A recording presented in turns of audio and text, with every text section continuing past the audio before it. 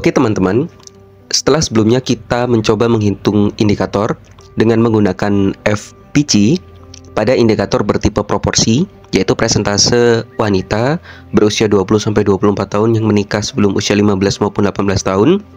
Kemudian kita juga sudah mencoba menghitung indikator bertipe rasio, yaitu angka partisipasi kasar perguruan tinggi dengan FPG. Sekarang kita mencoba menghitung indikator yang bertipe rata-rata, yaitu rata-rata lama sekolah penduduk 15 tahun ke atas dengan menggunakan FPG. Kita manfaatkan sintaks yang pernah kita buat sebelumnya dalam menghitung estimasi RLS. Jadi kita bisa scroll saja, kemudian kita klik ini RLS. Nah, kemudian kita bisa blok terlebih dahulu untuk kita copy dan kita modifikasi dengan menambahkan FPG setelah ini. Kita blok sampai ke bagian menyimpan tabel. Nah, setelah itu barulah kita copy dengan klik Ctrl C. Kemudian kita ke bagian bawah. Nah, di sini kita paste. Oke.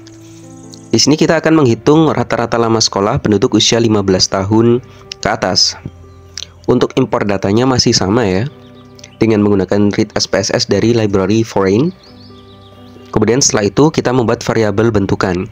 Untuk membuat variabel bentukan RLS ini memang cukup panjang ya, mulai dari membuat variabel jenjang, kemudian variabel ijazah, kemudian variabel TAMT, dan pada akhirnya kita menghitung variabel RLS. Oleh karena cukup panjang dan kita di sini berfokus pada penggunaan FPG dalam penghitungan indikator, jadi kita langsung run saja tanpa ada perubahan. Jadi yang membedakan indikator yang dihitung dengan FPG maupun tidak hanyalah pada desain surveinya. Untuk tahapan lainnya sama persis, selama indikatornya memang sama. Kemudian untuk bagian membuat desain survei, di sini strata dan klasternya kita hapus saja karena kita tidak memerlukan. Kita hanya memerlukan ERNAS. Kemudian kita bisa run di sini.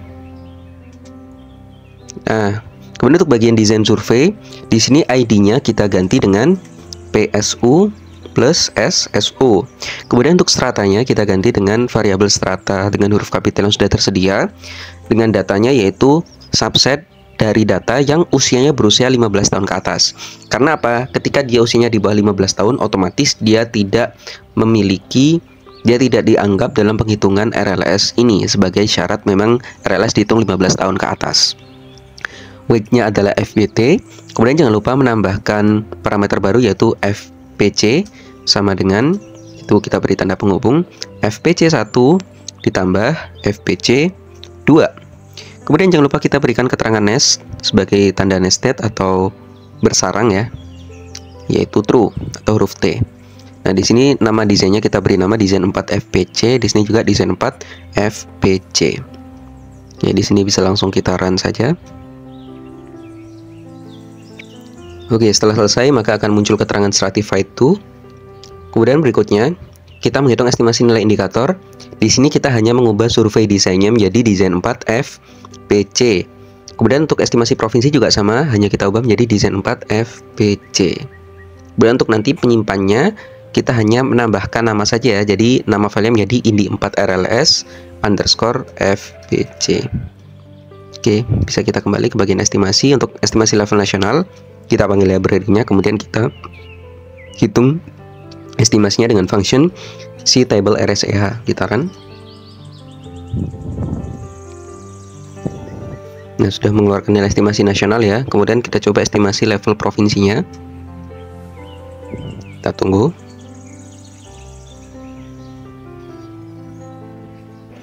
Oke, sudah muncul estimasi level provinsi.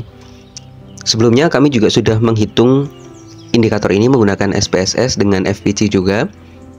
Untuk bahan perbandingan ya, apakah hasilnya sama atau tidak. Nah, di sini rata-rata lama sekolah 15 tahun ke atas dengan FPG. Untuk estimasi level nasionalnya, di sini estimasinya adalah 9,2505. 9,2505 dengan standar errornya 0,0322. 0,03215 atau 322. Kemudian lowernya 9,1874, 0,91874. Uppernya 9,3135, 9,3135. Kemudian sebagai pembuktian untuk yang disagregasi, kita coba Sumatera Utara ya. Yang kedua yaitu 10,2921. Di sini 10,2921 dengan SE-nya 0,1235, 0,1235. 12346 atau 35. Kemudian lowernya 10,0501, 10,0501 dan uppernya 10,5341. Di sini uppernya 10,5341 dan terbukti hasilnya sama persis dengan hasil dari SPSS. Memang penggunaan FPC ini menghasilkan estimasi yang sama baik tanpa menggunakan FPC ataupun dengan menggunakan FPC. Tapi yang membedakan adalah di bagian standar errornya. Sebagai contoh, pada estimasi level nasional, RLS dengan FPC memiliki standar error sebesar 0,0322. Sedangkan untuk RLS tanpa menggunakan FPC sebelumnya, ini ya RLS, kemudian kita ke bagian bawah. Nah, level nasional di sini adalah 0,0311. Tadi 0,032. Ini 0,0311. Beda ya. Nah, ini 0,322. Jadi memang penggunaan FPC ini memiliki output estimasi yang sama namun perbedaan standar error, sehingga nantinya relatif standar error serta confidence intervalnya berbeda sesuai dengan kebutuhan masing-masing dan kajian teori dari penelitian yang digunakan. Cukup sekian untuk penghitungan dengan menggunakan R. Selanjutnya jangan lupa kita simpan hasil estimasi ini ke dalam file Excel. Kita run saja, kemudian kita buka dan di sini ada file baru Indi 4 RLS FPC. Kita buka. Nah, di sini ya 0,0322 SE dari estimasi level nasional dan untuk yang Sumatera Utara tadi 10,2921. Cukup sederhana mengubah indikator yang tanpa menggunakan FPC dengan menggunakan FPC di R. Selamat mencoba dan terima kasih.